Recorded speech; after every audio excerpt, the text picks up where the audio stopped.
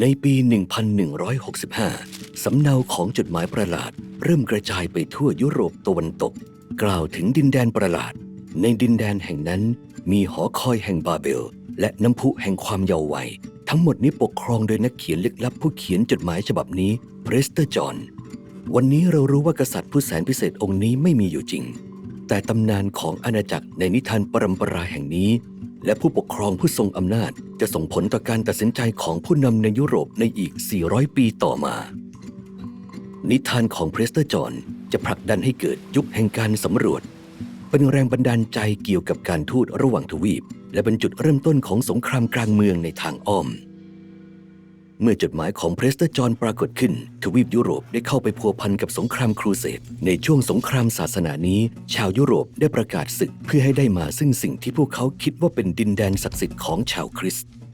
ทางศาสนาจักรให้ร้ายความเชื่อใดก็ตามนอกจากคริสตศาสนารวมถึงความเชื่อของชุมชนชาวยิวและชาวมุสลิมที่อาศัยอยู่ในทวีปนั้นนักรบครูเสดกระหายที่จะค้นหาอาณาจักรของชาวคริสต์ที่จะมาเป็นพันธมิตรในสงครามและพวกเขาสนใจข่าวลือเกี่ยวกับกษัตริย์ชาวคริสต์ผู้ทรงอำนาจซึ่งปราบกองทัพชาวมุสลิมขนาดมหึมาในตะวันออกไกลข้อเท็จจริงคือกองทัพชาวมองโกและเผ่าชาวคริสต์ที่กลับใจได้บุกเข้าตีกองทัพนั้นจนแตกพ่ายแต่ข่าวเกี่ยวกับชัยชนะครั้งนี้ได้เปลี่ยนแปลงไปอย่างไม่น่าเชื่อพ่อค้าและนักการทูตได้แต่งเติมเรื่องราวด้วยบทกวีบอกเล่าถึงวีรกรรมและบางส่วนจากพระคัมภีร์ตอนที่เรื่องราวนี้ไปถึงยุโรปกองทัพมองโกได้ถูกเปลี่ยนเป็นกองทัพชาวคริสต์อันเกรียงไกรซึ่งบังคับบัญชาโดยกษัตริย์ผู้มีวิสัยทัศน์เดียวกับนักรบครูเสดที่จะญาตราทัพไปยังกรุงเยรูซาเล็มและเมื่อจดหมายที่เขียนใส่ความโดยผู้ที่มีนามว่าเพรสเตอร์จอห์นปรากฏขึ้นผู้ปกครองในยุโรปต่างรู้สึกดีใจจนเนื้อเต้นขณะที่ยังไม่รู้ว่าใครกันแน่ที่เขียนจดหมายฉบับนี้ภาพจำเกี่ยวกับตะวันออกและความสอดคล้องกันกับเป้าหมายของชาวยุโรปชี้ว่าเป็นจดหมายปลอมจากทางตะวันตกแม้ว่าที่มาของจดหมายจะชี้ชัดว่าเป็นการโฆษณาชวนเชื่อของยุโรปนิทานของเพรสเตอร์จอห์นก็น่าสนใจจนนักรบครูเสดไม่สามารถเพิกเฉยได้ไม่นานนักนักวาดแผนที่ชาวยุโรปก็คาดเดาตำแหน่งของอาณาจักรในตำนานนี้ในศตวรรษที่ 13 และ 14 มิชชันนารีชาวยุโรปไปยังตะวันออกไปตามทางสายไหมที่ถูกฟื้นฟูขึ้นใหม่พวกเขาไม่ได้ออกตามหาผู้เขียนจดหมายผู้ที่มีอายุมากกว่า1 ศตวรรษแต่ออกตามหาทายาทเสียมากกว่ามีการระบุตัวตนของชื่อเพรสเตอร์จอห์นว่าเป็นผู้ปกครองชาวเอเชียกลางหลายรายได้อย่างรวดเร็วแต่ไม่นานนักก็ได้รับความกระจ่างว่าชาวมองโกส่วนใหญ่ไม่ใช่ชาวคริสต์และขณะที่จักรวรรดิของพวกเขาเริ่มเสื่อมถอยชาวยุโรปเริ่มเดินทางไปยังตะวันออกไกลโดยใช้เส้นทางอื่นและเบาะแสใหม่ที่จะสาวถึงที่อยู่ของเพรสเตอร์จอห์นในขณะเดียวกับที่นักสำรวจเหล่านี้ไปทางใต้นักแสวงบุญชาวเอธิโอเปียก็เริ่มเดินทางขึ้นเหนือในกรุงโรมผู้มาเยือนเหล่านี้ดึงดูดความสนใจของนักปราชญ์และนักวาดแผนที่ชาวยุโรปอย่างรวดเร็ว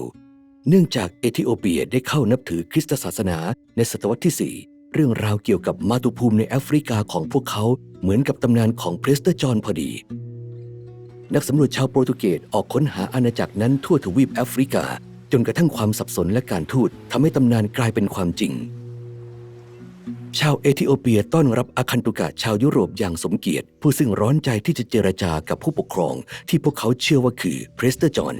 แม้ว่าในคราวแรกชาวเอธิโอเปียจะสับสนกับพระนามที่ไม่คุ้นหูที่ชาวโปรตุเกสใช้เรียกจักรพรรดิของพวกเขาแต่พวกเขาก็ฉลาดเพียงพอที่จะตระหนักได้ถึงต้นทุนทางการทูตที่ได้มาจากสิ่งนี้ทูตชาวเอธิโอเปียสวมบทบาทประชากรของเพรสเตอร์จอห์นและชาวโปรตุเกสประกาศเป็นพันธมิตรกษัตริย์ในตำนานอย่างยินดีกว่า350 ปีหลังจากที่จดหมายจากยุโรปทำให้เกิดการค้นหาครั้งนี้แต่ไม่นานนักพันธมิตรที่รอคอยมาอย่างยาวนานก็ถูกทดสอบในอีกทศวรรษต่อมาอาณาจักรสุลต่านแห่งอาเดาผู้ทรงอำนาจในทวีปและได้รับการสนับสนุนจากจักรวรรดิออตโตมันเข้ารุกรานเอธิโอเปียชาวโปรตุเกสได้ส่งกองกำลังที่ช่วยให้ชาวเอธิโอเปียได้รับชัยชนะในศึกครั้งนี้ทว่าคราวนี้เป็นที่แน่ชัดแล้วว่าเอธิโอเปียไม่ใช่พันธมิตรผู้ทรงอำนาจอย่างที่ยุโรปหวังไว้ซ้ำร้ายตอนนี้ศาสนาจักรโรมันคาทอลิกที่หมดความอดทนยังมองว่านิกายของเอธิโอเปียเป็นนิกายนอกรีด